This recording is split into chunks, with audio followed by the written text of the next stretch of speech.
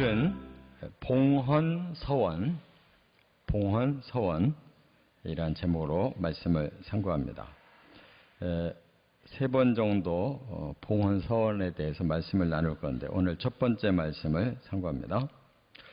앞에서는 나시린 서원이라는 것을 우리가 말씀을 배웠는데 그야말로 자기 자신을 하나님 앞에 헌신해서 자기 개인의 삶을 포기하고 하나님 앞에 헌신하는 삶을 살 사람은 나시린 서원을 했다고 그랬어요.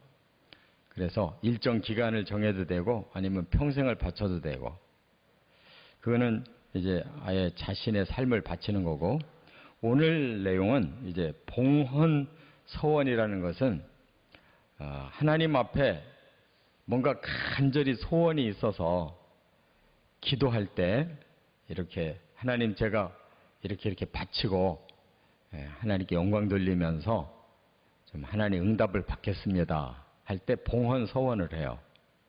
그럴 경우에 이제 사람의 몸값을 이렇게 헌금으로 드리고 또 짐승의 값을 헌금으로 드리고 이 살고 있는 주택도 이제 값을 매겨서 헌금으로 드리면서 봉헌하는 서원을 합니다. 또 땅도 그렇고 그래서 이 땅은 이제 하나님이 기업으로 주신 땅은 이거는 함부로 할 수가 없어요. 자기가 그냥 매입을 했다든지 하는 거는 조금 더 유두리가 있고 그리고 이제 도저히 봉헌이 안 되는 게 있어요. 예를 들면 11조 같은 거를 봉헌 서원할 수가 없어요. 이런 이제 구체적인 그런 법을 말씀을 했는데 소원만 있을 때 하는 것이 아니고 너무 감격스러웠을 때 뭔가를 깊이 하나님의 은혜로 깨달았을 때 너무 기뻐도 이제 그 기쁨을 하나님 앞에 영광을 돌리려고 이렇게 서원을 할 때가 있어요. 소원이 있든지 너무 기쁘든지 이럴 때 이제 서원을 하는데 거기에 기준이 있다 그 말이에요. 그래서 오늘은 이제 세 가지만 참고합니다. 첫째가 1절부터 8절에는 이제 사람의 경우입니다. 사람의 경우 이제 어떻게 그 값을 정해서 헌금을 하느냐 하는 건데 여기 보면 그 사람을 이 넷으로 나누었어요. 나이별로 5살까지 그 다음에 20살까지 60살까지 그 이상 이렇게 그 나이별로 넷으로 나누었어요.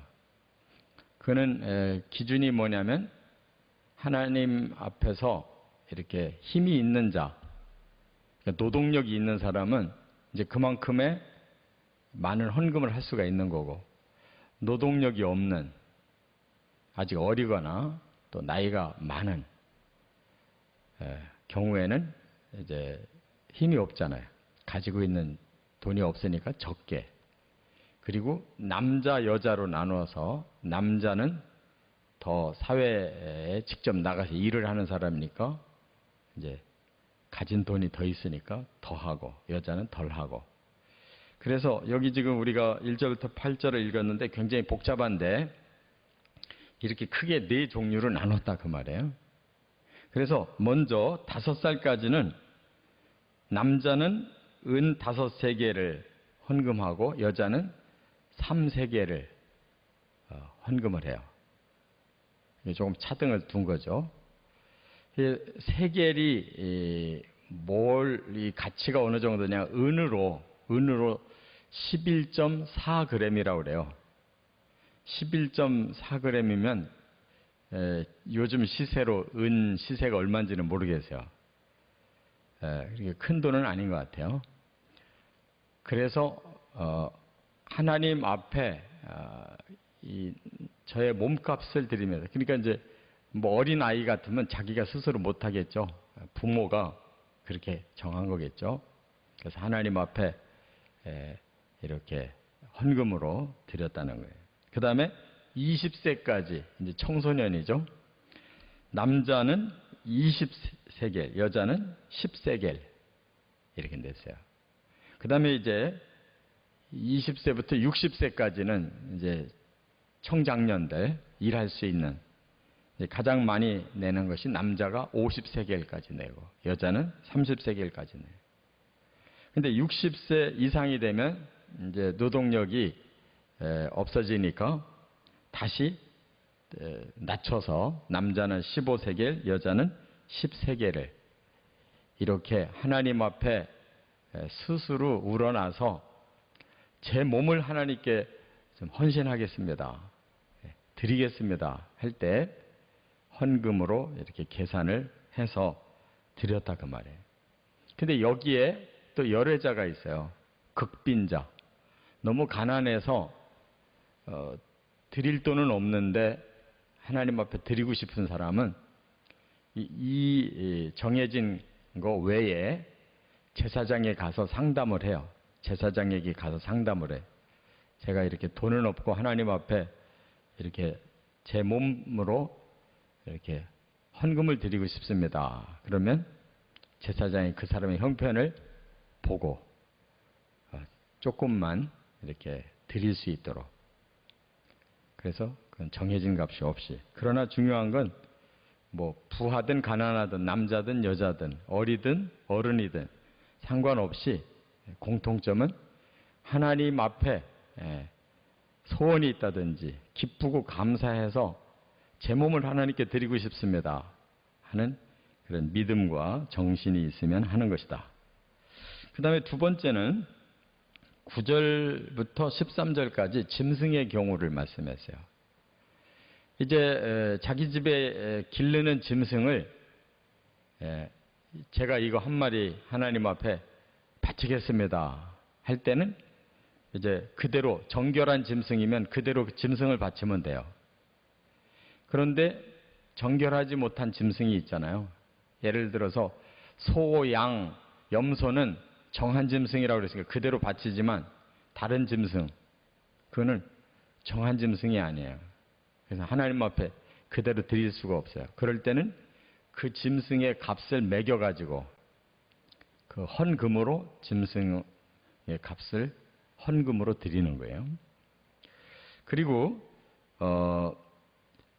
처음에는 이 짐승을 하나님 앞에 드리고 싶어서 드렸는데 다시 생각해 보니까 이게 아니다. 저 짐승을 드렸어야 되는데 하고 생각이 바뀌었어요. 그럴 때는 그 먼저 드린 짐승도 하나님의 것이 되고 다시 드린 짐승도 하나님의 것이 되는데 이게 다시 물를 수가 없어요. 물르려면 5분의 1의 헌금을 더 붙여서 하면 돌려줄 수가 있지만 그렇지 않고 이렇게 바뀌는 것은 불가능해요. 왜? 이미 하나님께 바쳐졌기 때문에. 그래서 나중에 새로 더 좋은 걸 드린다고 할 때는 하나님께 드리게 되지만 기존에 드린 것은 제사장에게로 돌아가도록 이렇게 하나님 규정하셨어요. 이건 뭐가 중심이냐? 항상 정한 것을 드려라. 하나님이 정하다라고 말씀하신 것에 중점을 둬야 되고 또 이렇게 자꾸 마음이 바뀌는 것은 별로 이렇게 권장하지 않으신다 하는 거예요. 그 다음에 이제 세 번째가 14절, 15절이 주택의 경우입니다. 내가 살고 있는 집을 하나님 앞에 바치고 싶다. 그러면 살고 있는 집을 그냥 바치면 자기는 살 곳이 없잖아요. 그러니까 그것을 이제 헌금으로 바꾸는데 그 기준이 최대한 이제 그 시가를 따져서 이렇게 바치게 돼 있고 하나님께 그 주택의 값을 바칠 때에는 다시는 이렇게 이제 무르지 않도록 그대로 하나님께 바쳐지는 건데, 만약에 무르게 될 때, 상황이 바뀌어져서 무르게 될 때는 또 그 값의 5분의 1을, 이게 5분의 1이라는 것은 속건제의 기준입니다. 그래서 5분의 1을 더해서 드리면 그것을 무르는. 그런데 또 만약에 일방적으로 어길 때, 이러한 그 하나님 앞에 봉헌 서원이 일방적으로 이제 사람이 어길 때가 있잖아요. 일방적으로 이렇게 순종을 안 한다. 그럴 때 자기가 서원해놓고 순종을 안 한다. 그러면 제사장이 집행을 해버려요. 그 집을 처분해버려요. 그래서 하나님 앞에 약속한 것은 어떤 상황이든 실행이 돼야지, 실행이 안 되면 제사장이 일방적으로 처분을 해서 성소로 들여버리는 그러한 좀 그 벌이 중한 것을 여기서 말씀했어요. 이것은 자원입니다. 자원봉헌이에요. 의무가 없어요. 하라고 하신 적이 없어요.